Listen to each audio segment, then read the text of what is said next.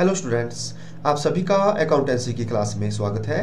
हम डिस्कस कर रहे थे chapter company account issue of share. आज के इस पार्ट में हम जानेंगे कॉल्स इन एरियर अदत्त याचनाएं, कॉल्स इन एडवांस पूर्वदत्त अथवा अग्रिम याचनाएं। इसके साथ साथ हम जानेंगे interest on calls in arrear and interest on calls in advance के बारे में, और हम देखेंगे कॉल्स इन एरियर और कॉल्स इन एडवांस को बैलेंस शीट में कैसे बताया जाता है। तो सबसे पहले हम जानते हैं कॉल्स इन एरियर के मीनिंग से। If a share holder makes a default in depositing the amount due on allotment और on calls according to terms, the amount not so deposited is called calls in arrear और calls unpaid. कभी कभी अंशधारी आवंटन अथवा देय याचना का भुगतान देय तिथि पर नहीं कर पाते हैं, इसे आदत याचना या बकाया मांग की राशि कहते हैं। तो कॉल्स इन एरियर क्या है? शेयर होल्डर जो अंशधारी होते हैं वो अगर याचित किया हुआ धन देने में असमर्थ हो जाते हैं, हम उनसे अलॉटमेंट का मांग रहे हैं या कॉल्स का मांग रहे हैं और वो ड्यू डेट तक उसको नहीं दे पाते, तो उसी को हम कहते हैं कॉल्स इन एरियर। इसकी nature, calls in arrear account is an asset account. आदत याचना खाता एक संपत्ति खाता है। तो ये जो है एसेट अकाउंट है, एसेट्स क्यों है? क्योंकि कंपनी ने इसको शेयर होल्डर से लेना है और शेयर होल्डर ने अभी तक इसको पे नहीं किया है। तो जब तक पे नहीं करेंगे तब तक ये कंपनी की क्या रहेगी? एसेट्स रहेगी। आगे जानते हैं इसका accounting treatment. There are two alternative methods of dealing with accounting of calls in arrear. आदत याचना के लेखांकन करने की निम्नलिखित दो विधियां हैं। फर्स्ट है without opening calls in arrear account, बिना आदत याचना खाता खोले लेखा करना। सेकंड है by opening of calls in arrear account, आदत याचना खाता खोलकर लेखा करना। तो आप इन दोनों में से किसी भी मेथड से आप अकाउंटिंग ट्रीटमेंट कर सकते हैं। तो हम एक एक करके समझते हैं। तो फर्स्ट में हमारे को कॉल्स इन एरियर अकाउंट को ओपन नहीं करना पड़ेगा और सेकंड में हम इसको ओपन करके अकाउंटिंग ट्रीटमेंट करेंगे। तो समझते हैं फर्स्ट मेथड को। It is not necessary to maintain a separate account for calls in arrear. तो आपको अभी बताया कि जो फर्स्ट मेथड है उसमें हमारे को कॉल्स इन एरियर अकाउंट को ओपन नहीं करना पड़ेगा।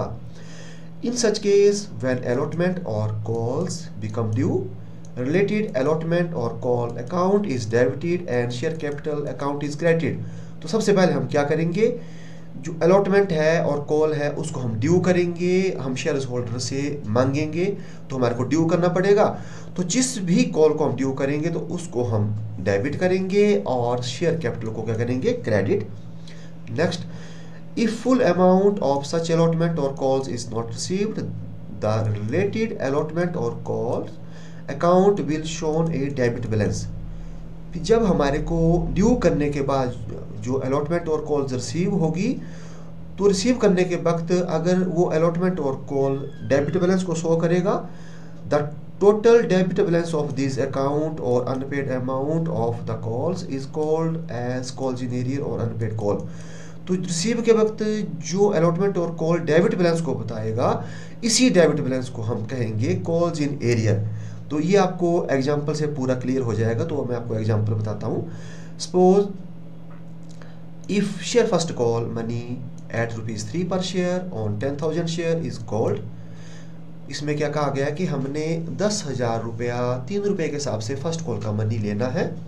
But out of this share first call money received on 9,000 share is received. लेकिन हमारे को 9,000 शेयर्स के ऊपर ही फर्स्ट कॉल रिसीव होती है। तो entry will be made as under. तो एंट्री क्या रहेगी? तो हम सबसे पहले आपको बोला ड्यू करेंगे, तो ड्यू जो भी जिस भी कॉल को हम ड्यू करेंगे उस कॉल को डेबिट और शेयर कैपिटल को क्या करेंगे? क्रेडिट। तो ये एंट्री बन गई हमारी। ड्यू है फर्स्ट कॉल, तो share first call account debit to share capital account. तो नरेशन हम लिखेंगे being share first call money due on 10,000 share at ₹3 per share. तो ये जो अमाउंट है ये आएगा 30,000, क्योंकि 10,000 शेयर है, 3 के हिसाब से लेंगे तो 30,000 जो है ड्यू है। अब जब हम रिसीव करेंगे तो रिसीव हमारे को हो रहा है 9,000 शेयर्स के ऊपर ही। तो एंट्री बनेगी रिसीव की। बैंक जो है रिसीवर होगा तो bank account debit 27,000 and to share first call को हम क्रेडिट करेंगे 27,000 for share first call money received on 9,000 share at ₹3 per share. तो इसके हिसाब से हमारे को रिसीव होगी। तो देखो जब हमने ड्यू किया तो फर्स्ट कॉल हमने डेबिट किया 30,000 से, और जब रिसीव किया तो फर्स्ट कॉल को हमने क्रेडिट किया 27,000 से। तो इसका मतलब क्या हुआ कि फर्स्ट कॉल अकाउंट क्लोज नहीं हुआ, ये डेबिट बैलेंस शो कर रहा है। डेबिट बैलेंस अर्थात इसकी डेबिट साइड ज़्यादा है, क्रेडिट क्या है अभी कम। तो ये डेबिट बैलेंस क्या कर रहा है, शो कर रहा है। तो debit balance ₹3,000 that is 30,000 minus 27,000 so by share first call account is called calls in arrear. तो इसी को ही हम कॉल्स इन एरियर कहेंगे। तो यहाँ से हमारे को पता लग जाएगा कि फर्स्ट कॉल जो है वो कॉल्स इन एरियर है 3,000 रुपीज की। तो ये हमने जान लिया। On subsequent date when amount of calls in area is received the following entry will be passed। यदि आगे यह राशि प्राप्त हो जाती है तो निम्नलिखित प्रविष्टि की जाएगी। अब ये बात है, अगर बाद में शेयर होल्डर दे देता है तो क्या एंट्री बनेगी, bank account debit to share first call account 3,000। तो देखो जो कॉल थी फर्स्ट कॉल वो हमारा एग्जाम्पल में 3,000 का डेबिट बैलेंस बता रही थी, और जब हमारे को आगे ये मिल जाएगा तो हम शेयर फर्स्ट कॉल को क्रेडिट कर देंगे। इस तरह शेयर फर्स्ट कॉल अकाउंट का क्लोज हो जाएगा। ठीक है, अब हम चलते हैं आगे। जो नेक्स्ट है वो है by opening calls in arrear account. इसमें हम क्या करेंगे, कॉल्स इन एरियर अकाउंट को ओपन करेंगे। In such case a separate account for calls in arrear is opened. इसमें हम क्या करेंगे, सेपरेट अकाउंट को ओपन करेंगे।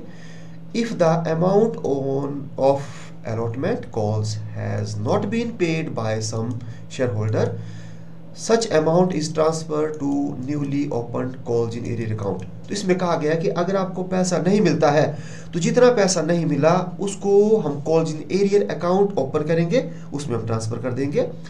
Thus allotment and other call account will not show any balance but the calls in arrear account will show a debit balance equal to the total unpaid और allotment call. तो इसमें देखो क्या कहा गया है कि इस केस में जो आपकी कॉल है, चाहे वो अलॉटमेंट है चाहे कॉल है, वो कोई बैलेंस शो नहीं करेगा।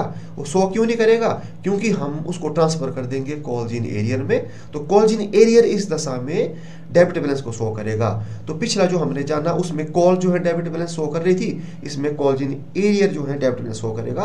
तो ये भी आपको एग्जाम्पल से अंडरस्टैंड हो जाएगा।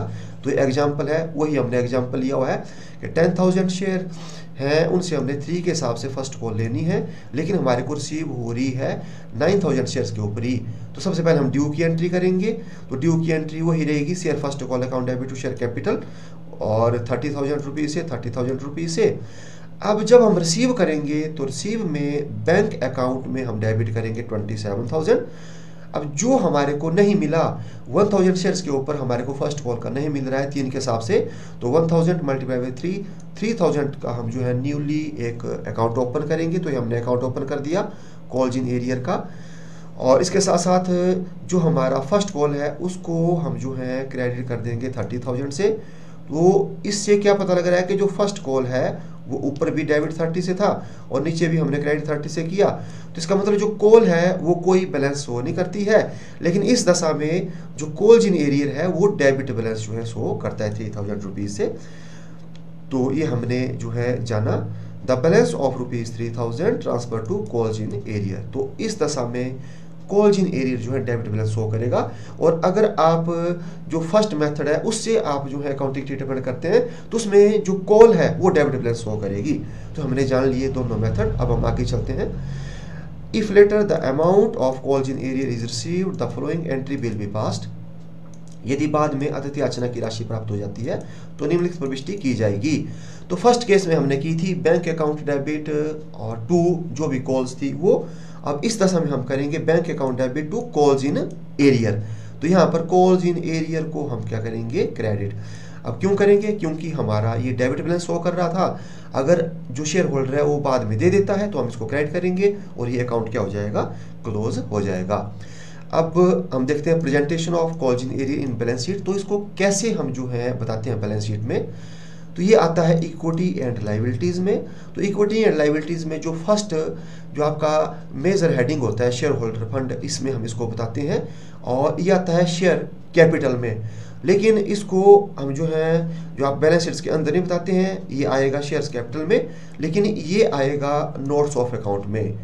ठीक है, तो ये कैसे आएगा, तो हम इसको कहाँ बताएंगे, इसको हम बताएंगे subscribed but not fully paid up capital में, इसमें हम लेस करते हैं कॉल्स इन एरियर को, और जो अमाउंट यहाँ आएगा उसको हम फिर बताएंगे शेयर्स कैपिटल में। तो इसको बताया जाएगा नोट्स ऑफ अकाउंट में, और कहाँ पर, शेयर्स कैपिटल के। तो ये शेयर्स कैपिटल का क्या बन रहा है, नोट्स ऑफ अकाउंट, और यहाँ ये जो लास्ट में अमाउंट आता है ये फिर बैलेंस शीट्स में क्या होता है, जाता है। तो ये नोट्स ऑफ अकाउंट मतलब वर्किंग नोट में आता है ये। तो हमने बता दिया इसकी प्रेजेंटेशन के बारे में।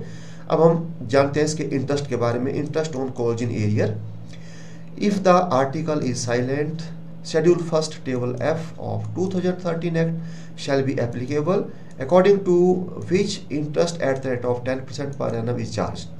यदि अंतर्नियम में ब्याज की दर नहीं दी हुई है तो कंपनी अधिनियम 2013 की अनुसूची 1 तालिका F के अनुसार अधिकतम 10% वार्षिक दर से ब्याज लिया जा सकता है।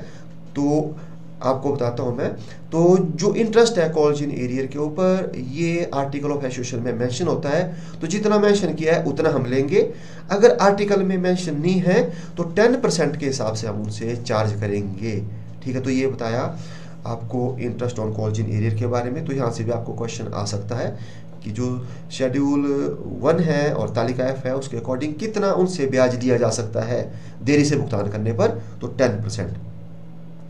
अब आगे चलते हैं accounting treatment in case share holder makes payment of interest. तो अब हम जानते हैं कि जो इंटरेस्ट जो हम ले रहे हैं उसका अकाउंटिंग ट्रीटमेंट कैसे होगा। तो सबसे पहले हम इसको भी ड्यू करेंगे। तो ड्यू के लिए एंट्री होगी sundry share holder account debit to interest on calls in arrear account. तो जो इंटरेस्ट है वो हमारे लिए इनकम है, कंपनी के लिए इनकम है, तो इसलिए इसको क्या कर दिया जाएगा, क्रेडिट। और इसको किससे लेना है, जो शेयर होल्डर है।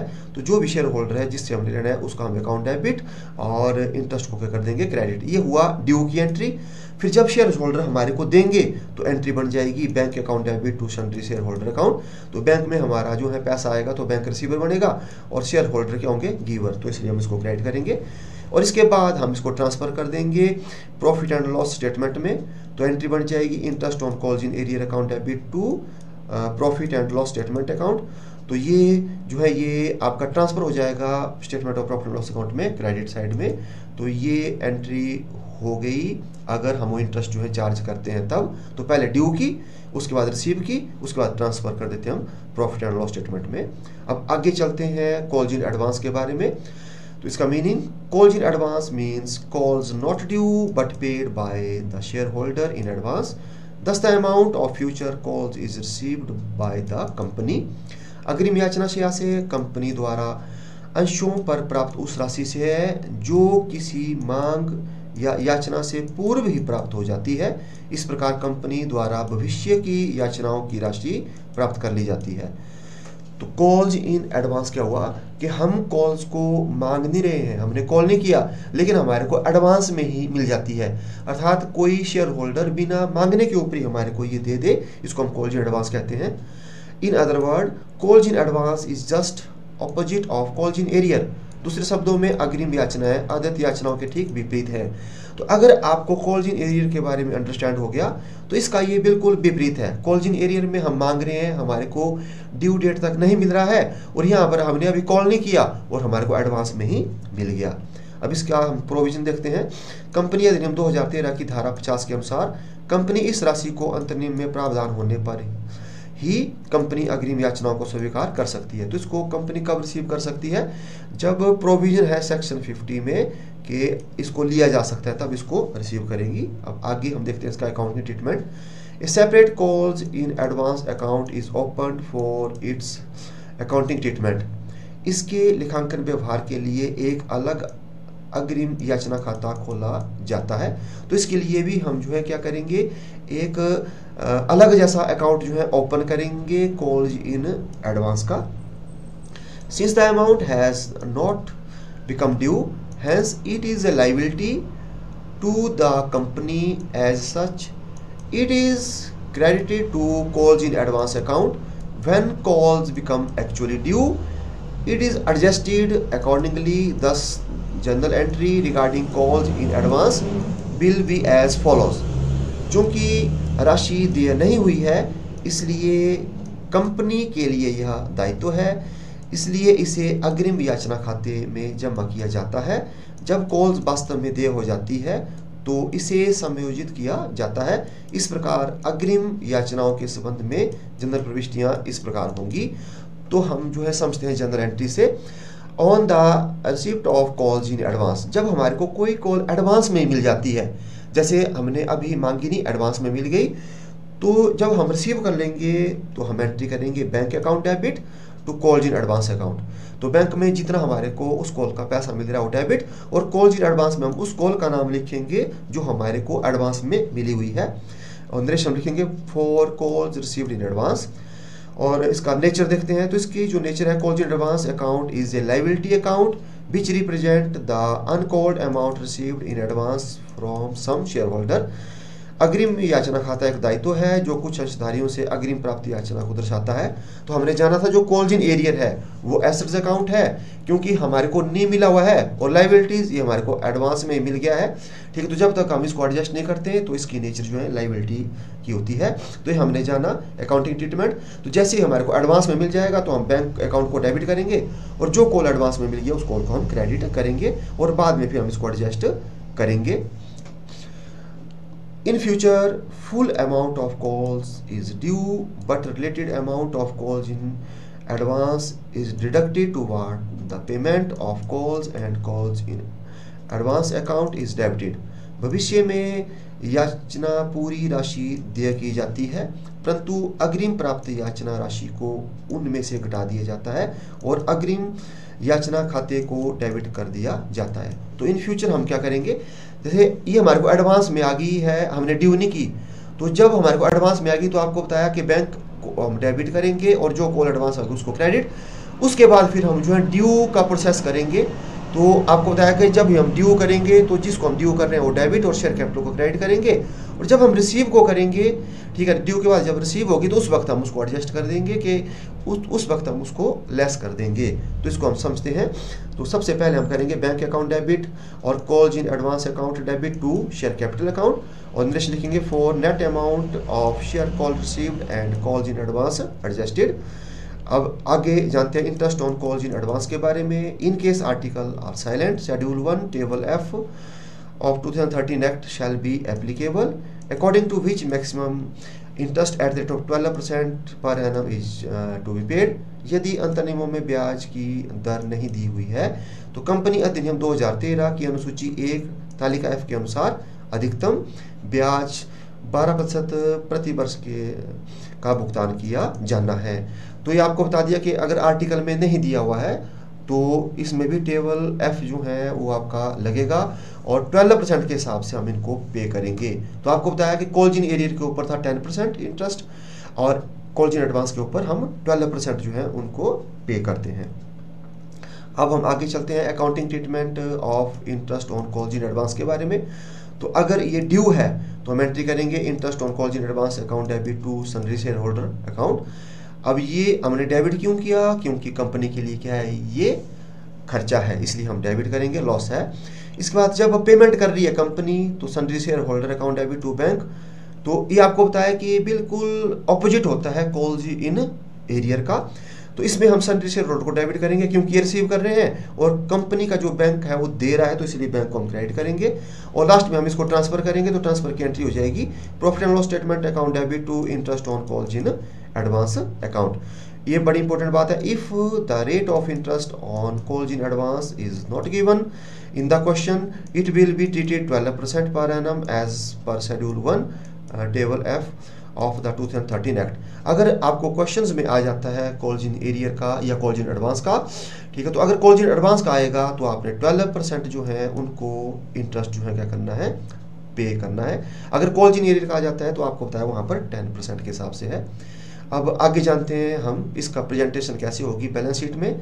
तो ये भी इक्विटी एंड लायबिलिटीज में ही आएगा, और इक्विटी एंड लायबिलिटीज का जो मेजर हेड है 4 नंबर पे, इसमें हम बताएंगे करंट लायबिलिटीज का। तो ये मेजर हेड में बताया जाएगा, और इस मेजर हेड में ये जो है सब हेड है। तो सब हेड में जो 3rd नंबर पे जो सब हेड होगा इसका अदर करंट लायबिलिटीज का, उसमें हम इसको जो है बताएंगे calls in advance and interest their उनको। तो आज के इस वीडियो में इतना ही। अब हम मिलते हैं नेक्स्ट वीडियो में। Thank you.